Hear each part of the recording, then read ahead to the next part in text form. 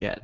There we go. All right. And we're live. Welcome to the second Oilers podcast, or our Oilers podcast. It's myself, Adam,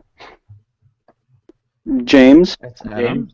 James. And Sorry, I'm doing switching. And myself, Arun Thomas. And my last name, I was supposed to say that. So this time around, we're having an audio version again. We were supposed to be using Audacity for this week. My computer is being awful, unfortunately, and I completely messed it up. So we don't have the recording going right now. We will, however, have it up either by tomorrow or Monday. And with that said, unfortunately for today, due to the time constraints caused by Audacity and all the issues, our podcast will be shortened. So we're going to be keeping it around probably an hour from now. Will be when we'll stop. And with that said, let's jump into the first topic. So, obviously the big news this week was McLellan hiring, $15 million for 5 years. First reactions, guys, starting with you, James. It's a positive thing. I mean, he is the big fish, I guess, other than Babcock, and I don't think that Babcock was ever seriously considering coming here. So he was the next best thing, and as far as I'm concerned, like, he's just as good as Babcock, and I'm super, super happy with it. I did not want Nelson as the head coach, so I did want someone proven. I'm sick and tired of rookies being thrown to the wolves, so my initial reaction is 2 thumbs up, very, very, very positive. My reaction is that it's like a step. Now there's still more things that need to be done. Like what we need is we still need the defensemen, we still need the goaltenders, but it's a good positive step because now we can't blame it on the coach anymore because we have legitimately one of the best, easily top 10 coaches, possibly top 5 in the entire NHL at the front bench, yes, of the Oilers. So the excuses pretty much need to stop now. And hopefully result. It's sort of like I'm tentative, but I am optimistic. Yeah, I think for me it's a mix of what you guys said. Where there's no excuses anymore. We have one of the best coaches in the league now. That's just the way it is. He's a winningest coach with San Jose. He's one of the best in the league, and yeah, no, we have to win now. I mean, Babcock was good, but McLellan is really good. I feel like it fits the Oilers' system, how they're going to want to play as well. I mean, Chiarelli wanted to go out and get a coach that plays heavy and want to get a coach with a good offense. And that's what the Oilers have right now. He did that they can play heavy different ways, and that's what they're going to have to learn to do. Yeah. On that point, I pointed this out to you guys. McLellan, if you look at point percentages, saying at least 200, coaching 200 games, in terms of point percentages, McLellan is 7th, 0.63% points, and Babcock is 9th at 0.627 points. Also, significant people on the list. Is 4th. Bruce Boudreau is 3rd. And 600. So that's quite impressive. That's 160. That's 160 games more than Todd McLellan has coached. And Dan, I can never pronounce his name. Dancing Dan, who used to coach Pittsburgh, is 2nd. First is Tom Johnson, who used to coach from 71 to 72, early 70s for the Boston Bruins. I'll throw it back to Adam. That's of the day. So, with that said, then, do you think we got McLellan for $15 million for 5 years, and then there's Babcock who got a $50 million contract for 8 years. So do you think we got the better deal, or was Babcock still the bigger fish? As far as the better deal, I'm not really sure about that. I don't really know. I don't really want to compare them. From my perspective here, Babcock's decision makes sense. as far as I can tell, he is the only coach in the Triple Gold Club, so he's got everything that he needs to win. He doesn't have anything left to prove, so if he wanted to have the challenge of taking, Canada's team out of the gutter, so be it. Like, that makes perfect sense to me. He's getting paid well more than the second highest paid coach, McLellan. I think he's like double McLellan, actually. So, or more than double, yeah. Yeah, it was like a $6.25 million salary versus $3 million. So, and it's a front-loaded salary, so he'll be paid more this season than later seasons. Yeah, so and they're probably anticipating him not to play out that entire contract, but you never know. I guess it all depends on how they do. And then McLellan has 5 years on his deal, which is a more reasonable contract length. I have no reason to believe that he will not play out that entire contract. Yep. I think in terms of... Oh, sorry. I'll throw it back to Adam. All you, Aaron. No, you say. Okay. So I think a big part for me that kind of threw me off was I love the stat where it's like how much Babcock made compared to the rest of the Leafs. I think there's only 2 players in the Leafs that made more than him. It was Kessel and Phaneuf, and then I think there was, I want to say 7 or 10 players. I can't remember the exact number, but 7 or 10 players that made more than him in the league. So a coach making that much, obviously, is the best coach, arguably the best coach in the league, is crazy money at the end of the day, though. Yeah, for a coach. Oh, I hid myself from broadcast. Just give me a moment. There we go. Cool. I think it actually works out to be pretty even. McLellan doesn't have as much to his name as Babcock does. McLellan usually always had a roster many other teams salivate over, where he has ridiculously strong players in Couture, surreal players in Pavelski, and phenomenal future Hall of Fame players in Joe Thornton. Regardless of what he has or hasn't won, Joe Thornton, I think, is a fantastic player to be a future player. He's also had very good wingers. Who's the GM and San Jose again? Wilson. I always forget the name. Doug Wilson. Yeah, Doug Wilson also made a smart-ish move, anything, and got rid of certain who's the guy that's hated by Edmonton? 50 in 07? Heatley, yeah, they got rid of Heatley. And apparently my audio and my video is lagging, so I'm very sorry, guys. I'm going to have to double check my internet, and I'll be right back.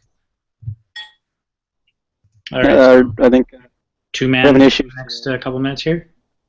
Yeah, we're having some issues. I mean, I'm lagging pretty hard too, I think, right now. But yeah. All right. Glorious. So James will lead us on. Okay. So where are we going here next? The World Championships. World Championships, yeah. Yeah, World Championships would be a nice place to go next. I think that it. Obviously, I'm happy Canada won.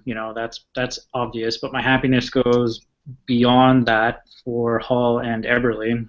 Besides the fact that they're Oilers, they've played 5 seasons now and have not played meaningful hockey in 5 seasons. So Eberle, coming off of his career, at the World Juniors, national hero. Hall, back-to-back Memorial Cup champion and MVP. These guys very accomplished junior players. They brought a great resume to the NHL. Haven't really done or had much success since then. So the success at the World Championships, it's like something for them to take into next year, enjoy it over the summer, and, hopefully have a more positive attitude coming into next season. That's what I'm hoping anyway. In terms of statistics, just let me know, by the way, guys, if I'm lagging or I'm not lagging.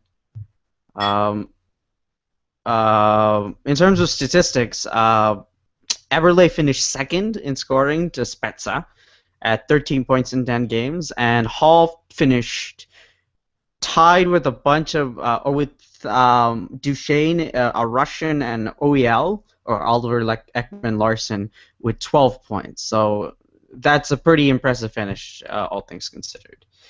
That being said, I'm sort of tentative in terms of the results that we saw at the World Hockey Championships. I'm positive in the sense McLellan's seems to be entirely focused on forwards always having possession, and forwards basically directing the entire symphony. But also McLellan's weakness that I think none of the other teams were really able to exploit is that if the defenders aren't as strong, the system doesn't work. The defenders don't be fast, they make stupider decisions and so on and so forth. In that sense, I think we're going to see the problems sort of exposed in McLellan's first season, but then after that, based upon who we get and younger defenders maturing, we should really come into the folds. I'll throw it over to Adam. I was going to say what I saw. I loved the way McLellan played Crosby with Hall and Eberle. They, halfway through the Sweden game, they moved together. I think we mentioned that in the last podcast, and they stayed together for the rest of the rest of the championships, and they were incredible together. And then we saw Lander and Clefbaum both play really well in the game against Canada. They unfortunately didn't get a medal, and then of course Hendricks captained a very, very young and inexperienced USA squad to a bronze medal, which was outstanding. I don't think they were even expecting a medal going in because, they had no goaltending, they had no depth, they had Jack Eichel joined them halfway through, and he put up a couple points in the few games that he played with them. So it was unexpected, and for Eberle and Hall to produce the way they did, it kind of goes back to, I guess, Eberle's ability to play in big tournaments. Obviously, everybody knows the big goal he scored at the World Championships in Ottawa, or World Juniors, in Ottawa, and then of course, every time he played this time around, he showed up when he needed to, and I think that's a testament to their ability under pressure, and hopefully, I guess if we see the playoffs in the next 1 to 3 years, better be next 1 to 3 years, that Clay and Hall will perform when required, because they did under duress in the World Championship tournament as well. I'll switch the people. I'll send it over to James. Anything else about the tournament you guys want to mention? What about the Russians leaving before the Canadian anthem? What did you guys think about that? I don't know. Every time I think of that, every time I think of something wrong with the Russians, I think of Don Cherry and his old, good old Toronto boy speech, and the Russians. I don't know. I think it's obviously classless, and I guess that word gets overused at this point. But it's one of those things where you need to stay. You want a silver medal. Pick your head up. Come on. It's a silver medal. It's not gold, and I understand you're disappointed. I didn't even really think about it at the time. I was watching them go off, and then I was thinking, where are they going? And then there was 7 or 8 that stayed, like Ovechkin, Malkin, Kovalchuk, the captain, I believe, stayed as well. And he was trying to get them to not leave the ice as they were leaving. So it was really strange to see, but I didn't actually think that much of it at the time. And then Twitter was blowing up afterwards, and yeah, it was a pretty shitty thing for them to do, but I don't know. Maybe they didn't even consider it. I don't know. It just seemed like such an afterthought, and then everyone blew up about it after the fact. I don't know. Honestly, I think it's being overplayed. I think it's just 1 or 2 guys started going off the ice, and everyone went off, and then the guys that recognized, oh no, we're not supposed to be going off, weren't being necessarily all that vocal and forcing players back onto the ice. So it just played out the way it did, and the Russian players that stayed on, good for them. The Russian players that went off, either they didn't know, or they were just being selfish or being childish, whatever you want to call it. But it's just one small incident, and I think it's being overplayed. 100%. Yeah. Going back to the McLellan systems thing, I think that plays into what you mentioned about possession. That plays into what he mentioned at the press conference when he got hired with the Oilers, was that you can't, or it was, I guess, a post-conference scrum, but he says you can't not lose the puck in hockey. That's part of the game, and that's obviously he was alluding to dump and chase, but I think the game that he wants to play. I know we received a user question about that. I'm going to look into that a little more later because that's actually a more in-depth question. But it's one of those things that he knows the kind of system he wants to play. He doesn't want to play straight dump in, but No, he mixes up. he does at some point. Yeah, at some point want like possession, whereas that you go get the puck rather than just giving it up. And I think that's what the Oilers are going to need to work on with McLellan. That's the only concern I have with this system, as I know we mentioned last time as well, is that the Oilers aren't built for dump and chase. But McLellan mentioned, and she also mentioned that they want to play dump and chase in different style. Everybody can play different dump and chase than Hendricks does. And I think that as long as they can figure out how to do that effectively, then McLellan may actually work with the Oilers better than we think. Mm-hmm. And that's actually one thing that I think why McLellan can work really well with the Oilers. Like the optimistic side of me, I guess, is that McLellan heavily depends on the skill of his forwards more than the physicality in order to maintain possession. It's more about making intelligent moves with the puck rather than going in, dumping the puck in, and then hitting bodies hard in order to get the puck back. We really saw that with specifically Joe Thornton, and more the hitting side we saw with Couture. Are our assistant coaches decided, or are we keeping the same guys as last year? I'm not exactly sure on how that's going. Right now it's still up in the air. I know that McLellan mentioned that he was bringing his assistant coach from San Jose. I can't remember his name at the moment. It has Wood in it. I can't remember exactly. But I know that if he hadn't spoken to Nelson. I don't know what Acton's doing. So that like the rest of the coaching staff is still up in the air. And I think there was a question in this press conference asking about whether that had been decided, and he said there were still some decisions to be made. Mm-hmm. Well, lots of time for that anyway. Okay, right, so let's go on to the next one. Move on? Yeah, Yeah. okay. So there was obviously in the subreddit there was a big debate over Bachman and his ability, and actually Doc Diggler posted a graph that a lot of people liked. It wasn't a bad graph. I had a bit of an issue with it because it didn't have. It was either showing Bachman's AHL stats along with the NHL stats, and if it was the NHL stats alone, it wasn't a great sample size, and if it was the AHL stats, then it was quality competition issue. But I can't really do anything about that. It was still a good graph. It showed comparisons between like Talbot and Ben Scrivens and everybody else, and how Brossoit was just out of control as far as his save percentage and everything went.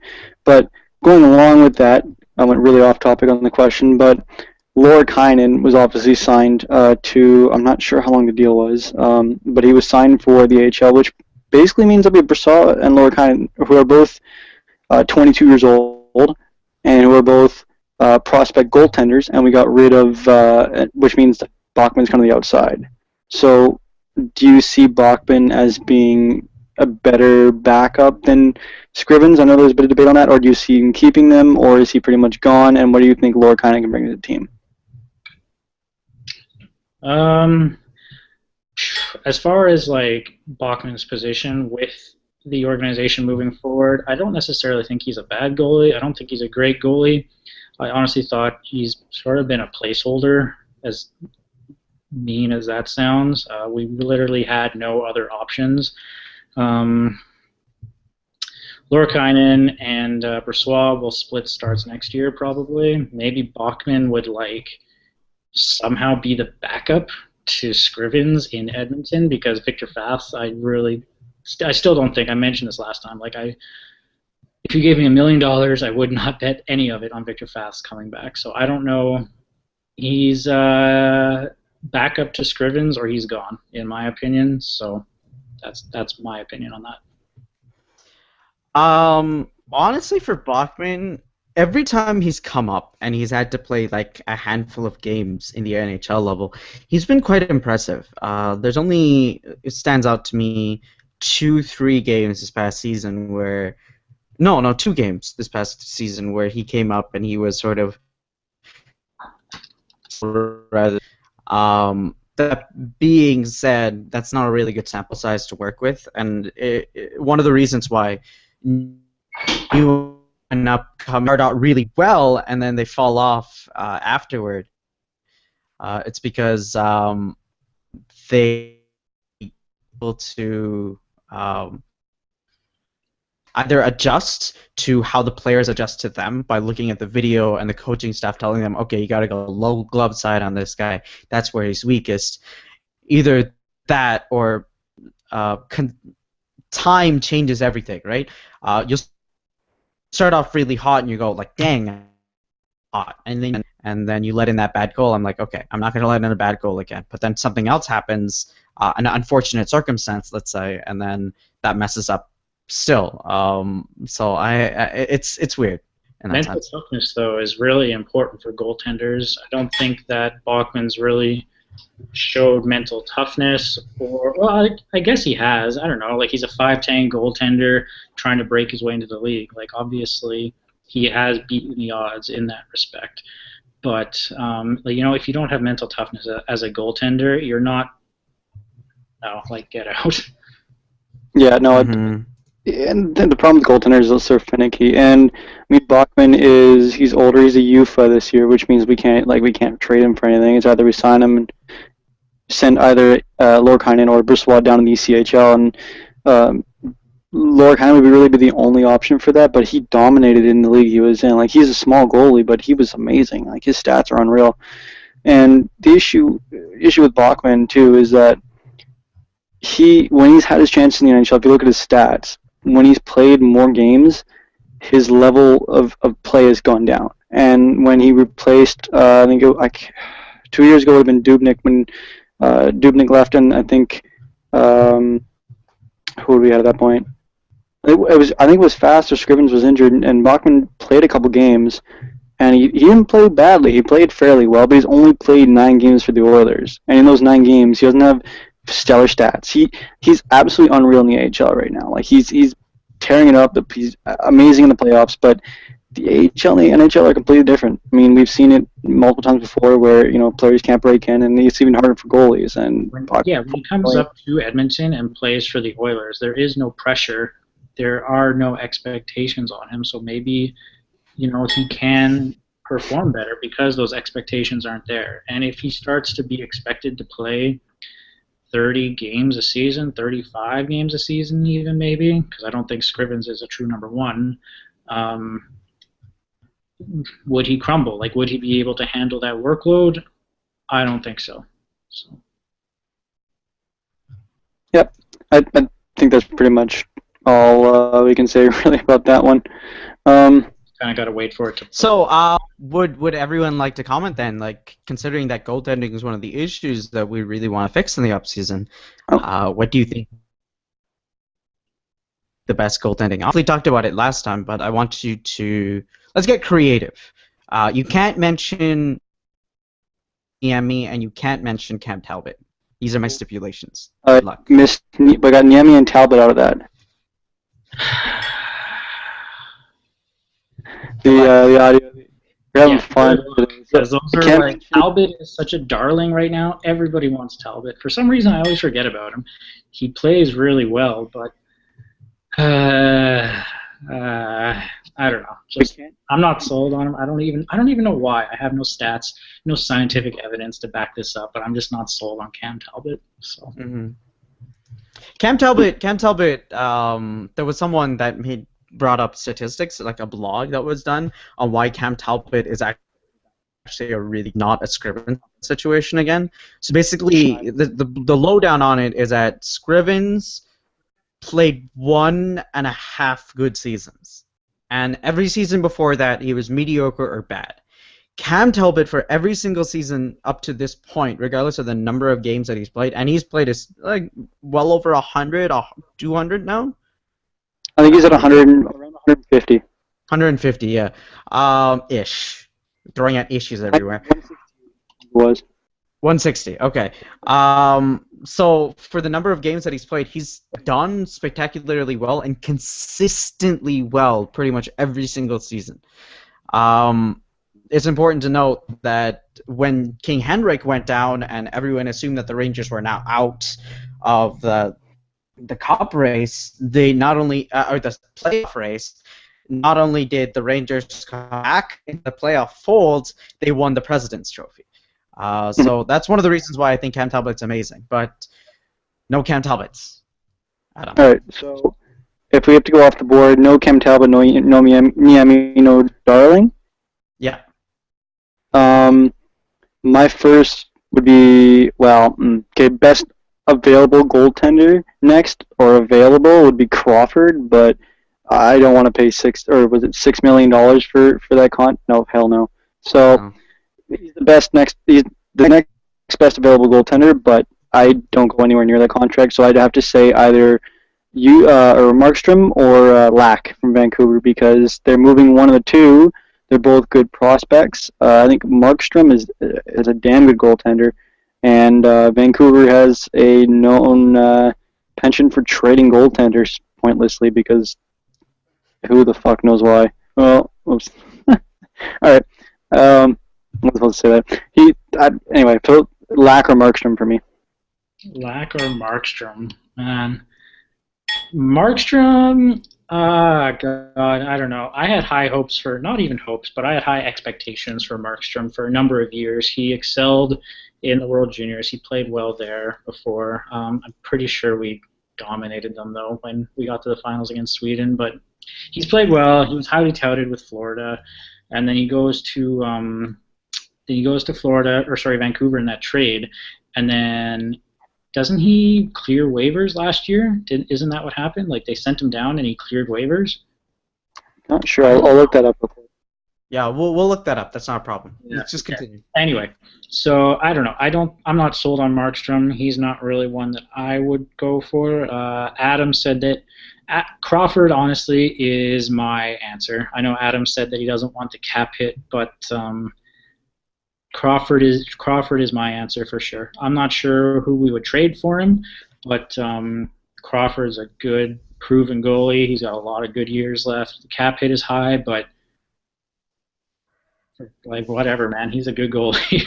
The cap hit's Markstrom. You're right. Markstrom did clear. I'm gonna go. Oh, sorry. Markstrom did clear in September. Yeah, I figured. Or not September. I guess it would have been November. Sorry. For a goalie, like, he's still pretty young, but I mean, like, Markstrom is, I'd say he's starting to feel the time crunch now. Yeah, I'm not sure who Vancouver has coming up the pipeline in net, but Markstrom needs to start showing some results for sure. Mm-hmm. I'm gonna throw out a random name here, and I might be totally off the wall here, but I'm gonna throw out Bernier. I think Bernier has every capacity in the world to be a star goaltender.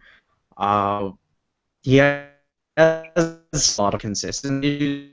He needs a good backup to save him whenever he's doing poorly for like 2-3 games in a row. But that's where is my audio lagging? It was. You're good again. I'm good again. Okay.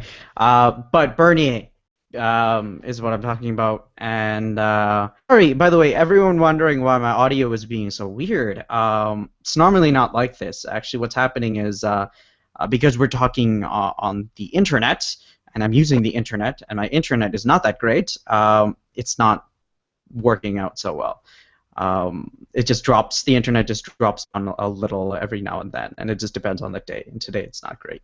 Regardless, Bernier has every capacity in the world to be a good starting goaltender. If he does poorly a game or so, we have a really good serviceable backup in Scrivens. And right now, considering that Toronto is sort of going through like a fire sale kind of thing, where they're offering their top 2 best players in order to get picks and prospects for the future, I think he's going to be available. Actually, you know what? That's a really good point, because I completely forgot about Bernier, and I even did the little table thing the other day with for the goaltending dilemma thread, and Bernier has surprisingly good stats. Like, I looked at it, he's about league average or slightly above league average. He's played fairly well on an abysmal Leafs team. I mean, the Leafs have been better than the Oilers, but not by much most seasons. They normally crash around December, and his stats are still fairly good. I mean, that's splitting duties with Reimer, but Bernie has been the better of the two. As long as we don't ask about Nelson Mandela, I think he can make a decent starter. Nelson Mandela? What? He had the quote where they asked him about Nelson Mandela, and he said, "Oh, he has a great hockey player." It was after Nelson Mandela's death. And it was just. You didn't know about that? I don't. It was pretty depressing. Oh my god. Oh my god. Because he's a Toronto fan, I mean, obviously Reddit or not a Toronto fan, a Toronto player, Reddit just blew up and ran with that forever. But I think the media didn't pass on it. The media didn't skewer him too badly on it, which is good because that's super embarrassing. He's paid to play sports, he's not paid to know things, which is probably a good thing for his benefit. It was pretty bad. Bernie's a good option, though. I like Adam. I had actually totally forgotten about Bernier as well. I don't know. He kind of got lost in the shuffle for me. I don't know.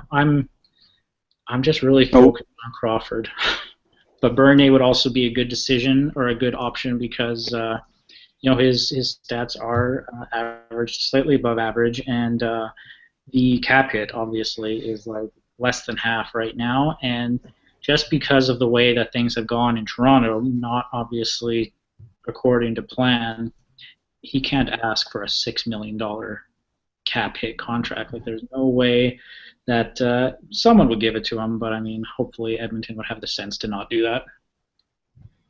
Yeah, I think that's kind of the new thing with Chiarelli is that obviously McTee, one of the biggest worries with McTee was the overvaluation or undervaluation of talent. We saw that with Petry, saw that with Dubnyk a little bit, although the Dubnyk situation's a little finicky depending on how you look at it. We saw Nikitin, all that stuff. Anyway, moving on with that, because I want to actually focus on this too, is there's the other option brought up where we're losing our third for the next 3 years, I think, based on having to pick up the different coaches. So there was talks of screwing Boston out of Dougie Hamilton by offering him, like, I think it was a $6.7 million contract for 7 years, something ridiculous for his RFA, something to the point where Boston really wouldn't be able to match it without losing half their team, in which case would be able to, maybe pick up some players anyway. But what do you guys think about doing that? That means a big contract for a 22-year-old defenseman? Yeah. Sorry, if there's NVEG, if you're listening to this podcast live right now, I can't upvote, downvote, reply, comment, submit, or anything on Edmonton Oilers right now. I can't do anything on that subreddit. So please help. Regardless, back to Jay. Okay. The question, Dougie Hamilton, right? Yes. Yes. What was it? 7.6, or what was the numbers again? I think it was 6.7 for 7 years. Okay. So, God, that's a tough call. I think I would do it. Yes, I'm gonna go with that. I would do it. Now the thing is with RFAs, the amount of compensation that you have to give up in the case that they don't match the offer sheet, it goes up as the salary goes up. So $5 million and above, I believe it's like, or seven. It's 2 first-round picks, a second-round pick, and a third-round pick, I believe, in that class. So, we're gambling on the fact or the idea that Edmonton would no longer be a lottery team. These picks would hopefully be out of the top 10, and I would be cool with that. I mean, Dougie Hamilton is a great up-and-coming defenseman. Obviously, the blue line is still an area that we need to be shoring up. It's just what you think. You have to think also, what are these picks going to be, and what do you anticipate you're actually going to be giving up with these picks? But I think I would go with it, yes. So I just refreshed the thread, and Not So Young Pideable one actually has a question if you guys want to answer real quick. We're only at about 33 minutes right now, and we don't have that many more topics to cover. So he said, what do you guys think about Wisniewski? He hasn't made a single appearance in the playoffs yet. Could be a decent trade option. Wisniewski? The James Wisniewski. I'll check up his contract right now. Obi-Wan Kenobi, man, that's a name I haven't heard in a long time. Isn't he being? He's not. He's on the Ducks roster, but he's not playing right now, right? Yeah, I think he's scratch. I'm gonna say a healthy scratch. Yeah, he's a healthy scratch. Isn't his cap hit like pretty atrocious too? 5. I'm checking it up right now on Spot Rack. I can talk about Dougie Hamilton while you guys are doing this. Well, by I the just way. found it here. No, he's actually only a 1.2 cap hit right now, and he's signed. He has 2 more years. Oh, he's a $5 million in 16-05 and 16-17. So his cap hit jumps from 1.2 to $5 million in one season, and then he has two seasons in that, and he's a UFA in 2017. So I think he's a decent option. I don't quite know how good of a defenseman he is. I'm not familiar with Wisniewski as I am with a lot of other players, but that 5 mil cap hit is quite a bit. If we can drop off Ference or Nikitin, and he's a good enough replacement to play 2D, I can see that as a viable option. Yeah, it's maybe a conversation to be having next year. I think Nikitin's still got his $4.5 million cap hit for the next season. I would not buy him out. I would just eat it. And then Ference, he's got 1 year as well. He's the captain. He's obviously playing way out of his depth. His best years are behind him, but I would not buy out Ference either. Ference I think, is a good captain. He's really active in the community. It's a conversation to maybe have next year, but I've never been a big fan of Wisniewski anyway. From my recollection, his defensive game is actually pretty atrocious.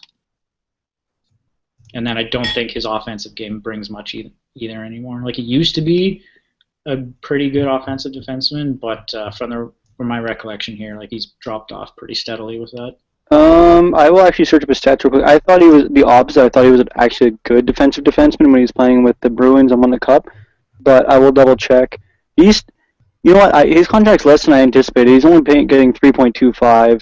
So for me, the issue with Ference is that he's bad, and he's a bad defenseman at this point. You know, he's slower. He's only 5'10". He's smaller than a lot of defensemen should be if you're going to be playing that age and the way he plays. But comparatively to Nikitin, for what Nikitin brings, I think Ference's contract is a little more fair to his talents. It's obviously way overvalued considering what he's playing at right now, but for Nikitin, $4.5 million to show up out of camp, out of shape, and then play like that, and then it's not. Yeah, really awful. Ugh. Doesn't yeah, sit. I think he was brutal last year. But that's one of the things that Mac T did get right. Only a 2-year contract. It hasn't worked out, obviously. Like, people knew that a quarter of the way through last season. But 2 years, like, whatever. There's a lot worse contracts out there, so I would just eat it. And when it's done, it's done. He has no chance of being re-signed, that's for sure. By the way, sorry, before you share, real quick, if you don't mind me saying, Ference, the max points he put up in a season was 24 with Boston in 2011, so I don't think we can qualify him as an offensive defenseman. Does log a fair amount of minutes, though. He's up around average about 18, 19 minutes total. So, anyway. Yeah. Ference is good in basically chewing up minutes and being less liable than another guy to chew up minutes. The problem is when that's your key talking point, it ain't so hot. Regardless, really quickly, is my video audio is good right now? My net was audio up a little bit before. Video's lagging a bit. Video's lagging, but your audio's okay right now. My audio is okay. Okay, that's all that really matters. Who wants to listen, watch my look at face anyway? My only problem, going back to the Dougie Hamilton situation, I think the contract amount that we were talking about was over $6.7 million and below $8.4 million. Am I right? I think it was something like that. Something to the point where, like, if the Bruins only have a certain amount of cap space this offseason, especially $2 million, and that would really screw them. Yeah, I don't see my only problem with that is that I don't think Dougie Hamilton as a player is good enough to warrant that much salary. I think he's a very good defenseman, but I also think he's, considering his age and where he has, in terms of one of the most important factors for NHL defensemen to be successful, is their experience. I think one of the things, more accurate, like price range for him is around 5.5 and just around 6.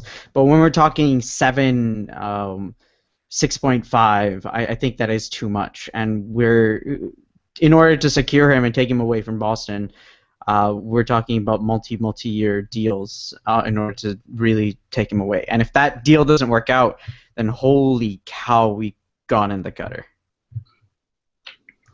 As if we're not already in the gutter. Yeah. I mean, our saving grace while being in the gutter was draft picks, and now we don't even have that.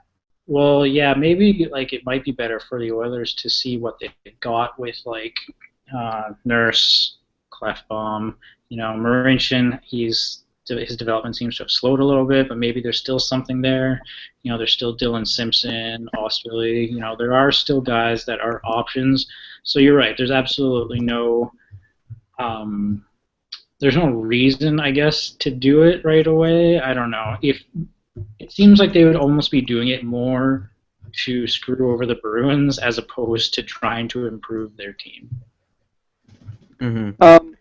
Yeah, and for me, I mean, Dougie Hamilton's one of the best young prospect defensemen in the NHL. He's up there with Jones and I'd argue Clefbaum at this point. Probably Nurse. Not obviously. I don't think he has. I'm not really sure if he has quite a high ceiling as Nurse does, but he's a big upcoming defenseman, and he's obviously going to be a big part of the Bruins' defense for the future, assuming he doesn't get taken away. But the issue with doing that is, like Arun mentioned, is that if he doesn't work out, then we're stuck with that massive freaking contract or a player who didn't necessarily work out, and we're boned. Like either we buy him out and pay him like Kovalchuk for the next however many years, or we play him and hope he works out.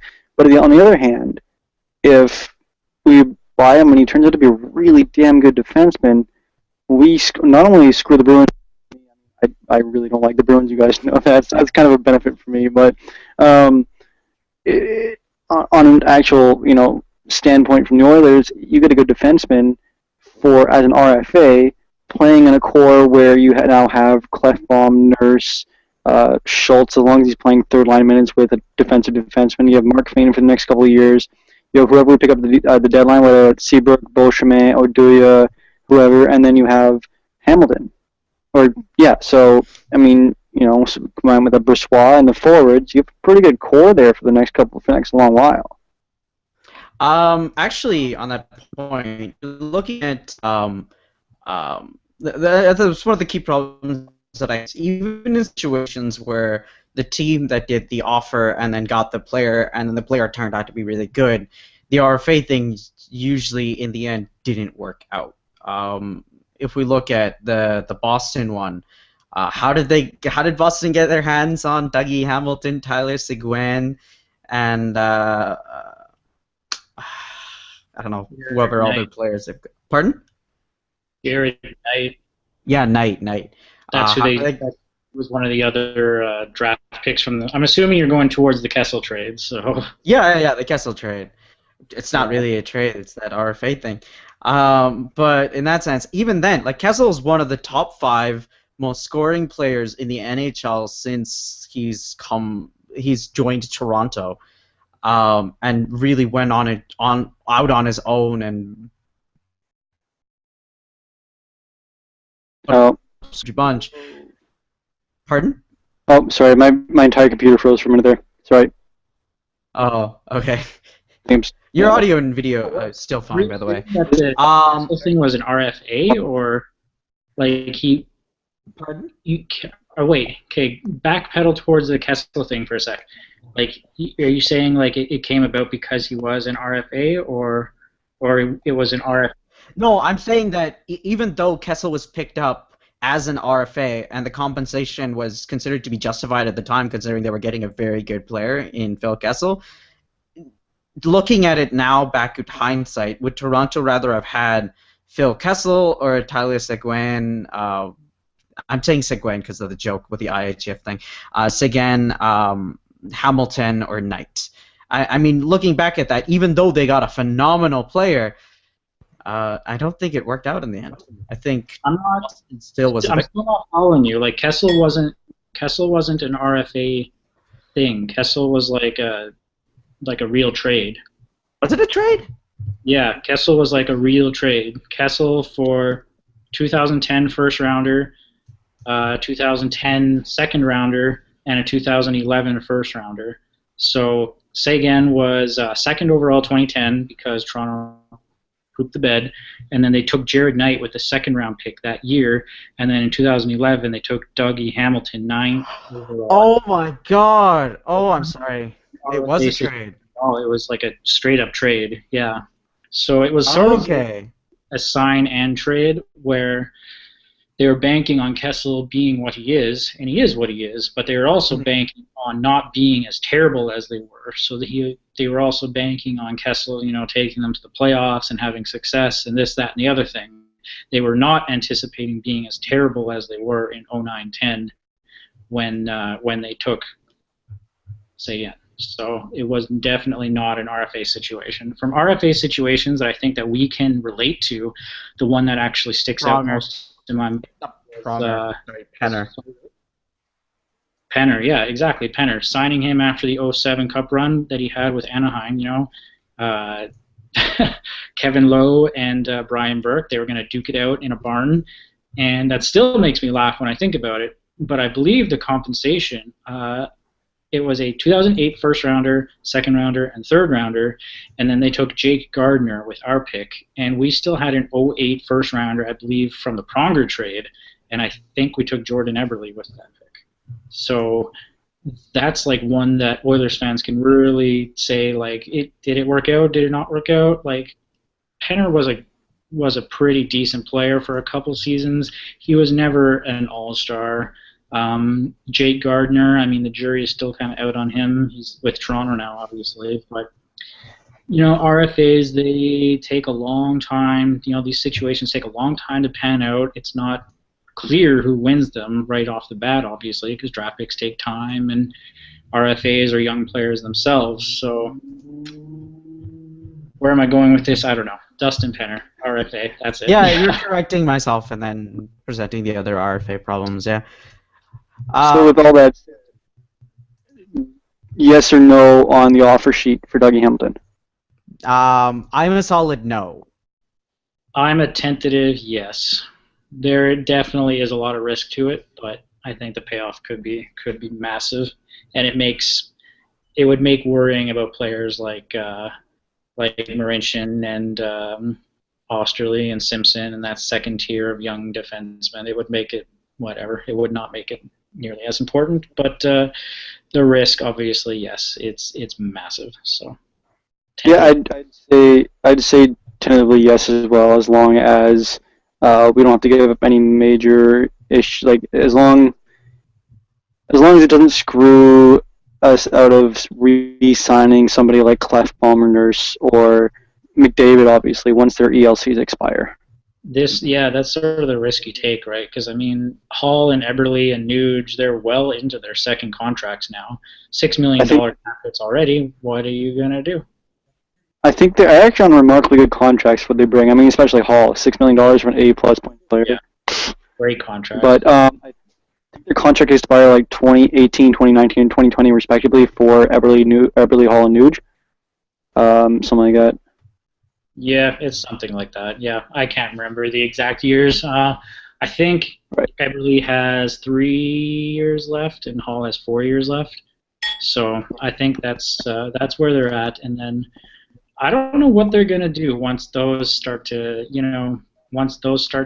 expire. I mean, Kane and Taves have $10.5 million cap hits starting, I believe it's this season, and then in 2 years you've got Yakupov that you're going to have to deal with again. So it's going to take a lot of juggling, a lot of savvy cap management, and Dougie Hamilton could definitely throw a huge wrench in that. And third round pick from San Jose. Well, yeah. Talk about next, or? Well, yeah. Well, I was actually going to ask then. Keeping with that, we're at 48 minutes right now, by the way. if we have to trade Hall or Eberle or Nuge, I guess you could include, which one of the big three do you trade if you absolutely have to down the road? Ugh. God. Start? I can start. All right. Can I throw another player on there? No, You can say- one of those three. One of those three. Don't touch Yakupov. Hey, I want to touch Yakupov. Oh, I gotta control my language again. Am I lagging? Am I lagging? Good. You're good. All right. My language is bad. Your audio is lagging a little. Regardless, I would go with Eberle. Many people don't like this. I think wingers are much more like you can get a good winger in this league, and it's much more difficult to get a good second centerman or a first line centerman in Ryan Nugent-Hopkins. The trade-off then is that Ryan Nugent-Hopkins would demand higher trade value, of course. But I think Eberle, the positive things that he brings is simply that many different teams in the NHL, they don't see him. I think it's a perception thing. It's our low-round pickup that we had. We selected him 22nd overall. He turned out to be this excellent player. He's showing signs and potential to score 30, 35 goals a year, although he's only hit 30 once, right?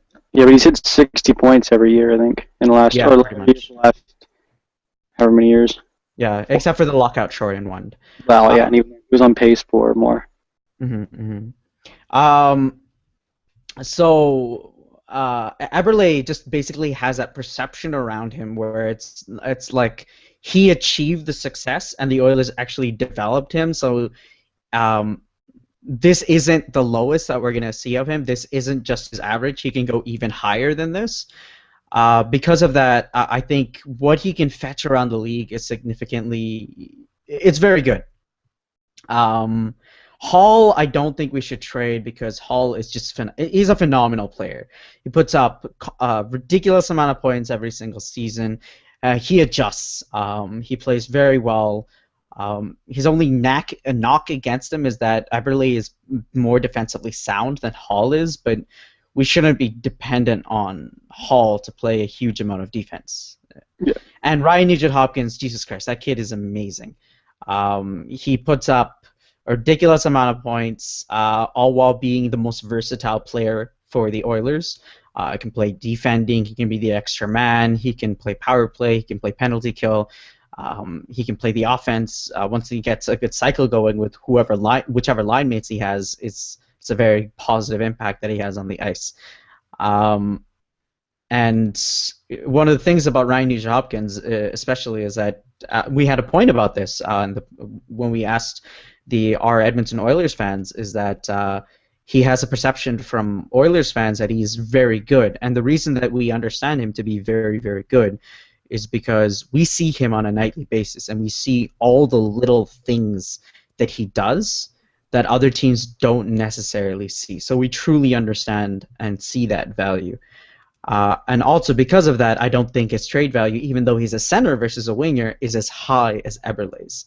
So I guess I was going to say, if I may interrupt, I guess you kind of went into the question who I mentioned.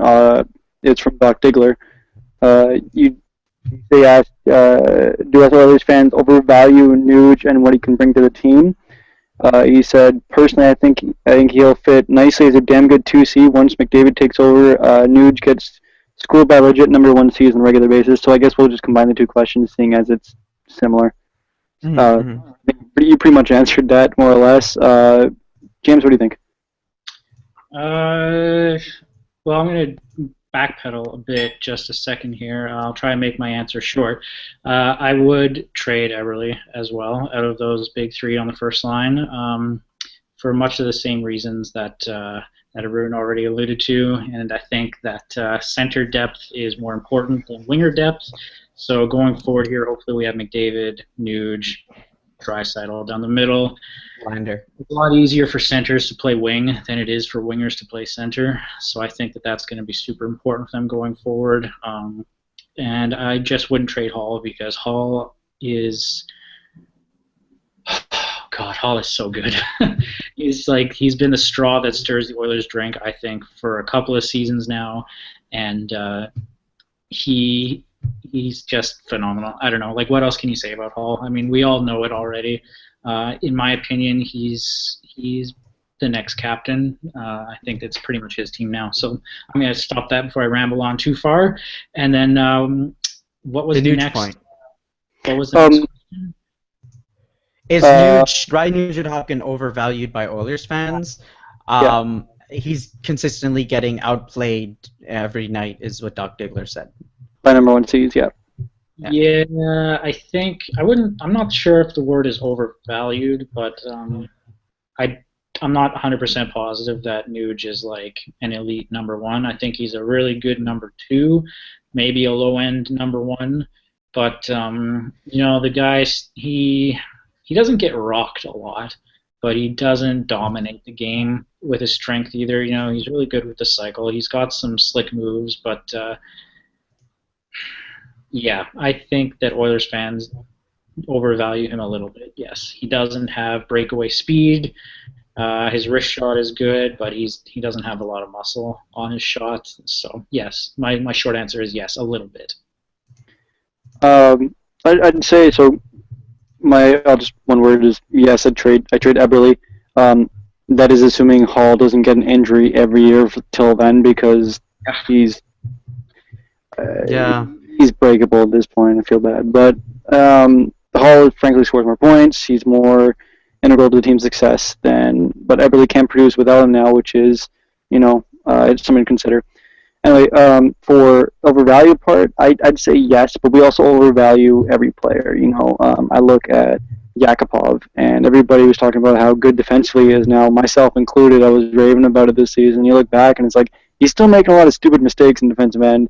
He'll forget his mark. Yeah. He'll jump the zone when he gets excited sometimes, which is, I know, it's kind of his bring to the game is that he brings excitement and speed and everything, but I think at the same time we did overvalue that. And the same thing with Nuge is that he's really damn fast. That's what I think noticed about Nugent-Hopkins this year is he with that 15 pounds of muscle he picked up, he was so much flipping faster than he was the year before, but he still gets over muscled. And I think part of it is, if you look at the Western Conference centers, they're all either huge or really skilled.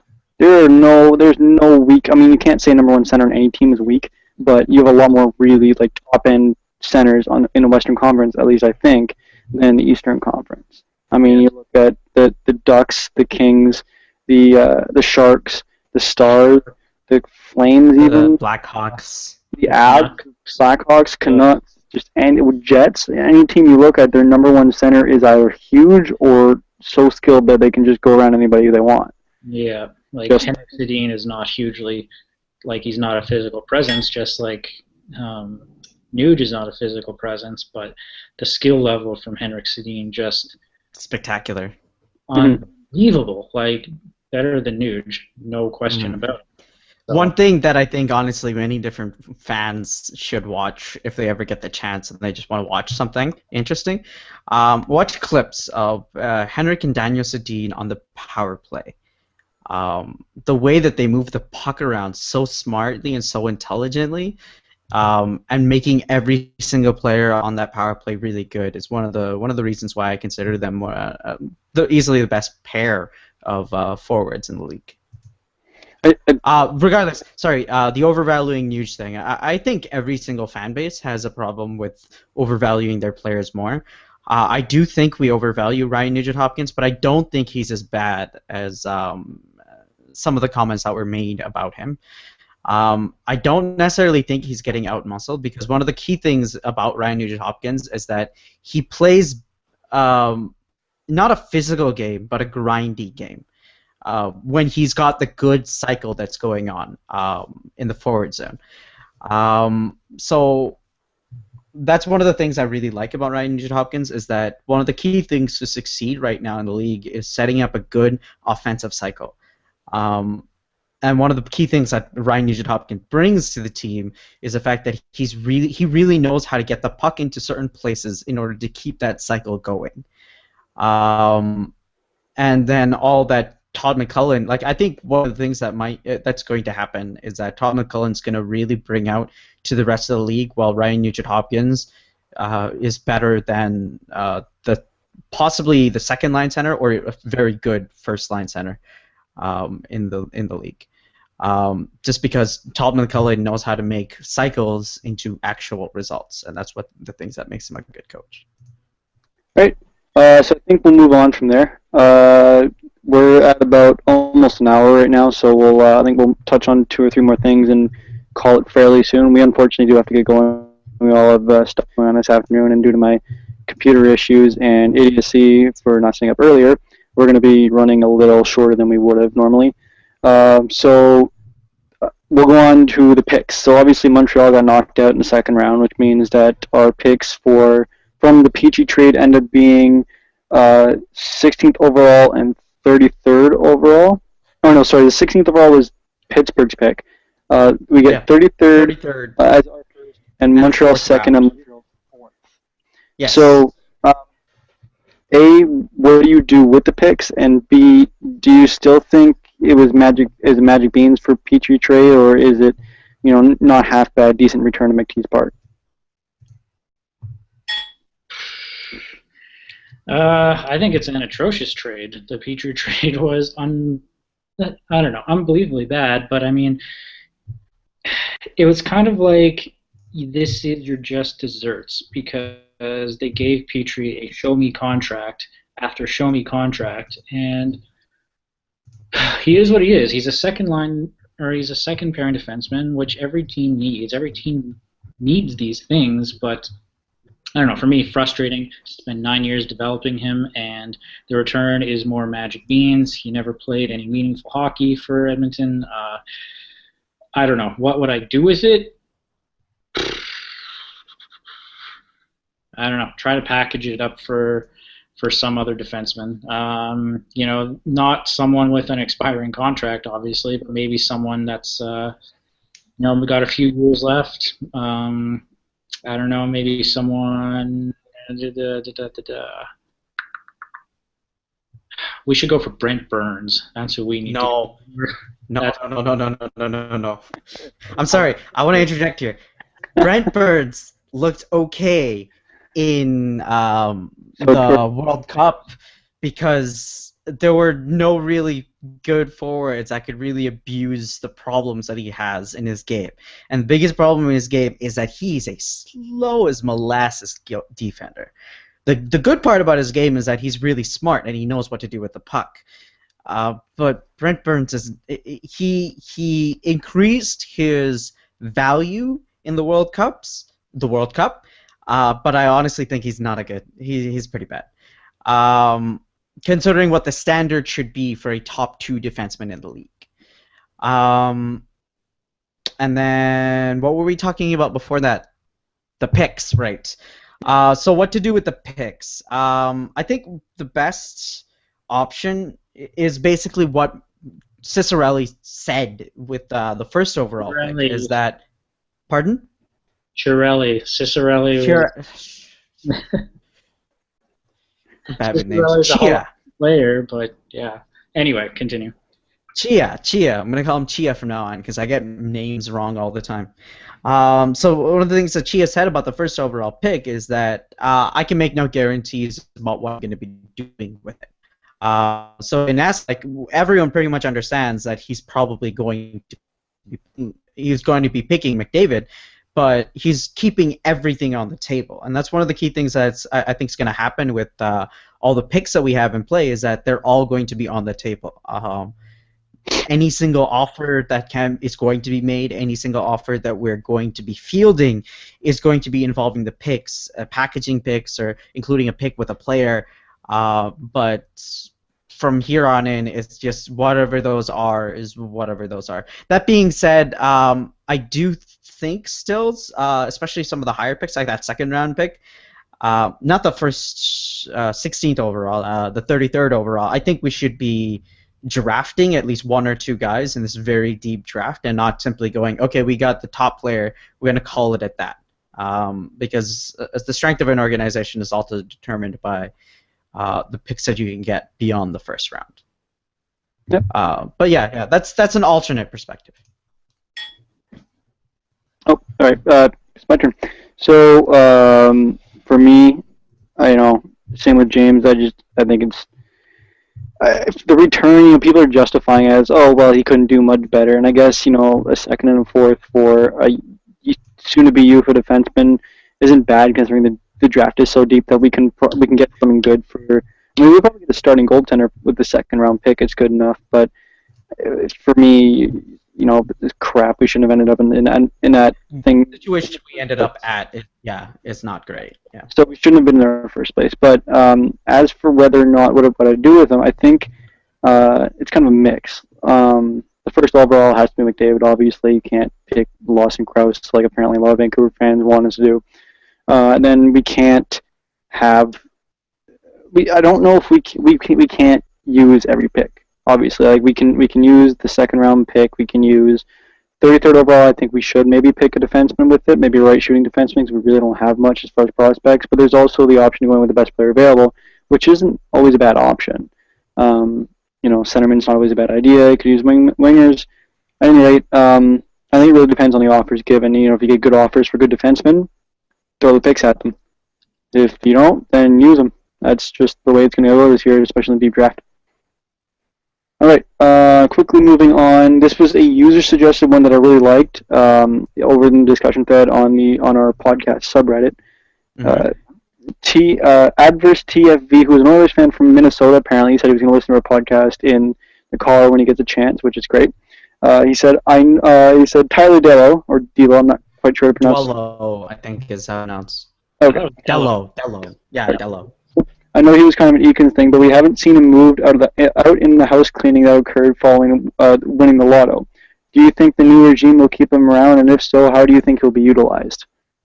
I'm going to chime in on this one first because I responded to that one. I think one of the key things about the new regime is that they're being patient. They're not making any drastic moves right now, and one of the reasons that Bob Nicholson hired Ciccarelli so early on and made the move so quickly, and what seemed like so quickly early, is that... Yeah, I'm being dichotomous. I'm sorry. It also allows Ciccarelli more time before the draft, during the off season, and everything during then to come up with a good plan of action. So in essence, hiring him earlier gives him more time in order to do the things that he wants. So in that sense, Dellow might stay, might go. We have no idea. But the one thing that I can say is that I don't think the decision is going to be made immediately. I think one of the things that's going to happen with Ciccarelli is that he's going to sit down with all the staff right now. He's going to sit down with all the players and so on and so forth. And apparently, I think I've got something on my face because you just guys can't stop laughing. Oh, Ciccarelli. Oh, mother.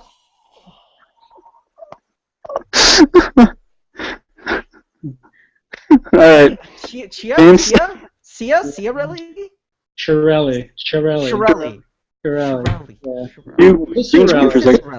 Who is Ciccarelli? Because I keep hearing that name. Dino Ciccarelli, Hall of Famer, really good player back in like the 80s and early 90s. But yeah, that's who that is. So. Ciccarelli. I thought it was because I said like, oh, he doesn't want to do anything fast, and then I'd say they hired him really quickly, and I thought that was the joke. No. I guess my answer now though. I don't know what's going to happen with Dellow. I mean, my personal feelings about him aside, I think he is good at what he does. There is an argument to be made for having his input, but I don't know. I'm not 100% sold on analytics being the be-all, end-all, but I would keep him around. He's a good voice for it. And I believe they signed Pouliot and Fane on his advice last year, and they were both pretty solid players last year. So he's got some merit. I would not let him go, if for no other reason than the fact that they can afford him. So that's it. So first rule of stats is any statistic you bring up has context, and no matter how you use it, you have to keep in mind the context. So whether it's you're evaluating a drug in a population or you're evaluating a player on the ice in the NHL, there's always context, and you can't use stats to justify every little thing. So with that said, Tyler Dellow is the premier name in analytics, and I think it'd be extraordinarily stupid to let him walk after 1 year, especially with the players that he did suggest to bring in. But I do think that he needs to work more as a management role, because I think correct me if I'm wrong, but I think originally he was hired to help Eakins on the ice, but he should really be playing more like, as with the Coyotes hired the 25-year-old assistant, 24-year-old assistant GM who's the really analyst. Game, yeah. Yeah. So he's going to help them find players that might fall off the radar, kind of like Moneyball-ish situation. And I think it'd be really stupid to let him go. And I like Arun said, I think that Chiarelli and I almost said Cicerelli. Jeez. Chiarelli and company will keep in mind that we have an accelerated timeline for the rebuild, but we're still in that stage where we need to acquire players to make us successful. And if Dellow is going to help with that, then he can stay. Mm-hmm. Do we want to do a really quick what's going around in the league and then finish up? Yeah, we can. I have a couple other questions, but we can do that. And I want to get you guys' predictions as of right now for the upcoming playoffs. So if this team were to start right now for the playoffs, but we'll do that after. Let's go. Playoffs. Yeah, let's do the season. Okay. Yeah. Oh, okay. So, what do you guys think? Who are you cheering for? Who's left, and who? What do you think? Who's going to win between the series? I'm cheering for Tampa Bay. Specifically, I'm cheering for Stamkos. He missed out on Sochi after he broke his leg. He couldn't join the team over there, so he missed out on the gold medal. Stamkos is like one of my top 3 favorite players in the league, I think. Top 5 anyway, for sure. And so that's who I'm cheering for. And I would love to see Stamkos win. I am for the Rangers, actually.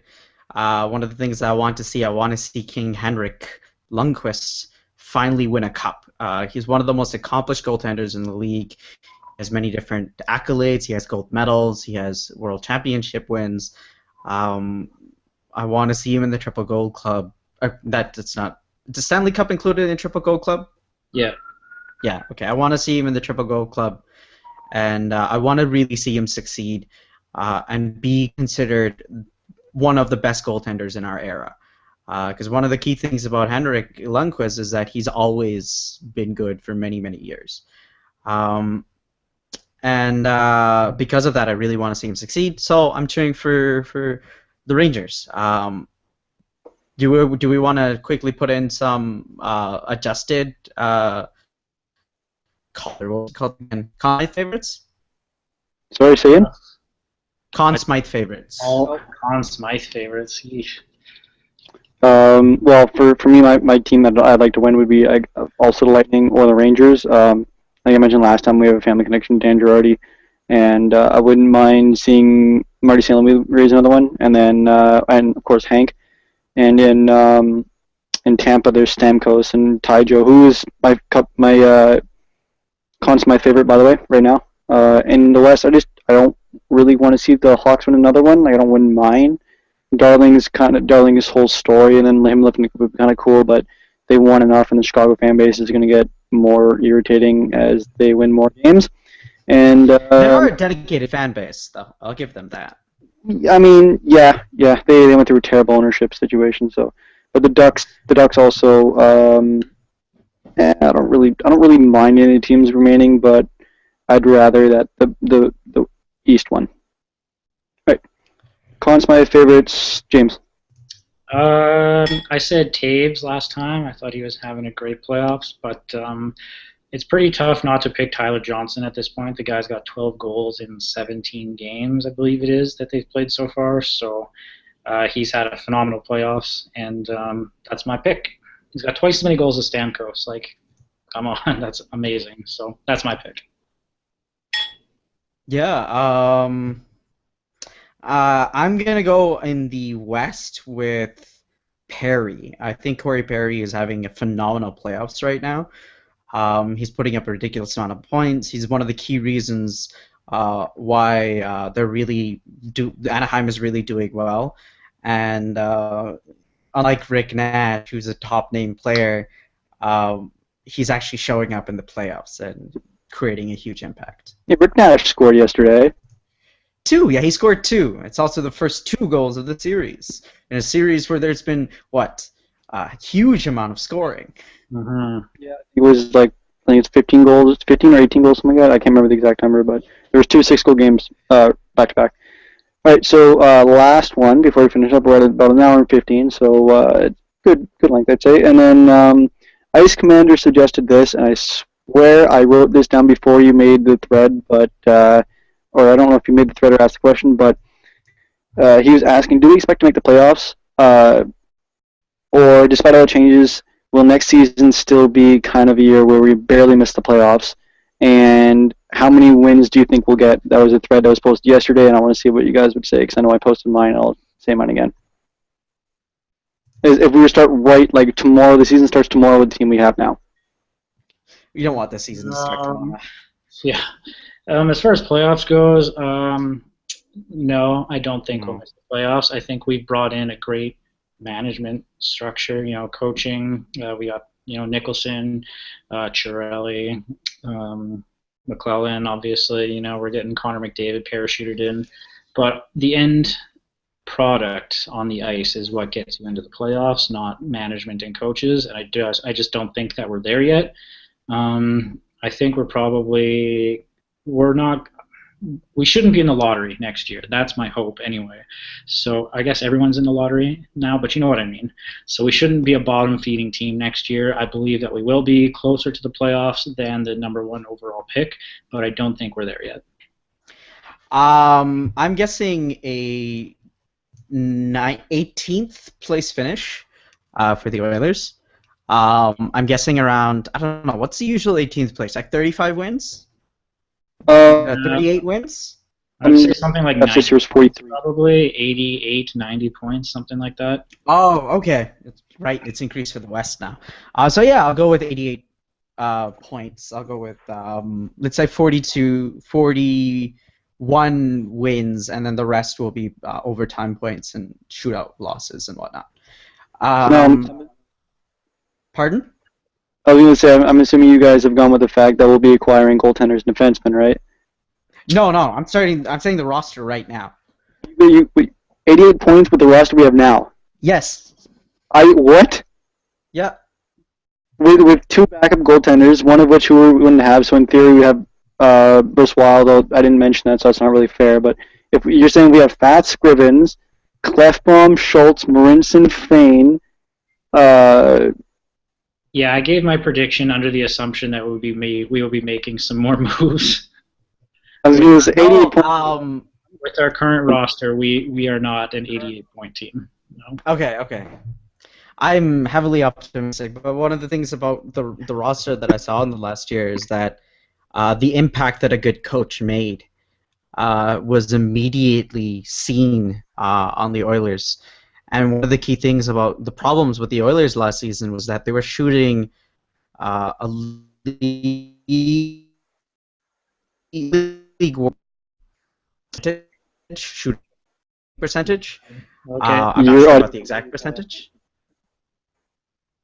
Can you My repeat that? audio's gone. Hello? Yeah, no, you should repeat Hello? that. Yeah, you should repeat that, and then we should wrap this The up. Oilers are actually shooting a 5th worst shooting percentage. The 4th worst was San Jose. A 5th worst shooting percentage last season, and if the shooting percentage can even go up, 2, 3, 4%, that's significantly more goals. And I think Todd McLellan could really help out on that department, regardless of how their previous season went. That being said, I do think I am being heavily optimistic. And in terms of like changes, we get a defenseman that can defend and a serviceable for #1 goaltender. 88 points is actually very realistic rather than just optimistic. I think we don't want to overvalue how much McLellan's going to change. I mean, having an experienced coach is completely different, but again, it's what is it, the 6th coach in 5 years? Mm-hmm. Yeah, so I mean, again, I lost track. yeah, so the players have to relearn the whole system. They have to read that, but I mean, it shouldn't be too different. I think a big part of this, actually, if we keep Todd, which is going to be the very last question I'll ask, is that. But I'd say if we go with the roster we have now, I'd 32 wins, maybe 65 points. Like our defensive core is so bad. I'm sorry, that might be, overly pessimistic, but at the same time, when you have a defense core that your top pairing is as a 21-year-old Swede and Justin Schultz. You're not drinking the Kool-Aid. Don't feel bad. Sip it. We're turned up to 12. Oilers, that level optimism. I think I'm still down at 8. I need to watch the draft again. Watch the lottery again. You need to watch some more draft reaction videos on YouTube. I think absolutely the best thing that could happen next season, like changes happen and whatnot. We finished just outside of the playoffs. Oilers fans are patting themselves on the back. Playoff drafting comes in. Then we win the lottery. Goal card comes out. It's the Oilers. Everyone's furious. Austin Matthews, we finish first in the league and we win a Stanley Cup. That's it. That's what's going to happen. I think Calling it right here. I think Bettman has an aneurysm. there's no way. Everyone was salty enough over us getting McDavid, so us getting Matthews, like... 1%, though, I mean, 11.5 is our golden number. 1% is yeah. Anyway. So, very last thing, probably less than a minute left here. Todd Nelson, does he stay or does he go? Oh. If you want him to stay, but does he stay or does he go? I would like him to stay, but if I'm him, I go. That's my quick answer. I think he's a he's a player's coach. The players liked him, but I would not go back to the AHL. I'm sure that there is a position in the NHL for him somewhere, and I would take it. That's my choice. Just basically ditto James. I mean, as a professional, you don't need to stay with the organization. But that being said, I think that he can draw a few benefits from coaching with Todd McLellan. And because I think his main weakness is his macro game strategies in terms of things to do with the puck and how to play the power play, how to play the PK effectively, and basically coach those aspects. And I think he has a bit more to learn in order to coach effectively. I'd say the same thing. If I was in his place and I'd been passed over twice in the organization, I'd probably look for a coaching position elsewhere because he can at least interview elsewhere. At worst comes to worst, maybe go back to the AHL. But if he stays on, Todd, if you're watching somehow, somewhere, please stay with the Oilers, please. You're awesome. Todd squared would be amazing. My goodness, I hate you. And with that, I think we're going to end it for this week.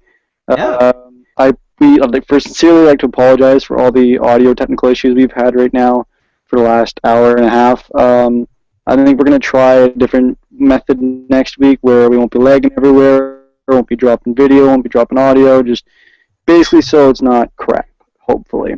Yeah. But yeah. Oh, and we will have audio versions up on probably archive.org since they have an unlimited size thing. We want to try SoundCloud. We might do SoundCloud for one or two of them if they can fit on. Other than that, hope you guys enjoyed the podcast. Those of you who joined us live, I saw Enveg and a couple people, including Not Saying Padawan and Jude. Jude Depp joined us, so thank you very much. There's a discussion thread on the Oilers subreddit right now. Go check it out. Other than that, we'll see you guys in a couple weeks. Sorry, one last thing. Last thing. Oh. I'm not going to be on the next podcast. I've got a huge exam coming up on June 19th, but I'll be free after that, so I'll be consistent after that. Regardless, that's everything. Well, maybe a bit because we're not sure if we want to run it with two people. So And the third guy, or fourth guy, Well- Jensen, said he's going to be done for a while. So, He has a hectic work schedule. yeah, so we'll let you guys know what's up. I'm considering doing some little stuff for the next little bit. I'll keep updated on that. Follow us on Twitter. We have a Twitter account now. And, of course, check us out on the subreddit. We'll see you guys in a bit. Yep. Oh. All right. See you guys. Bye.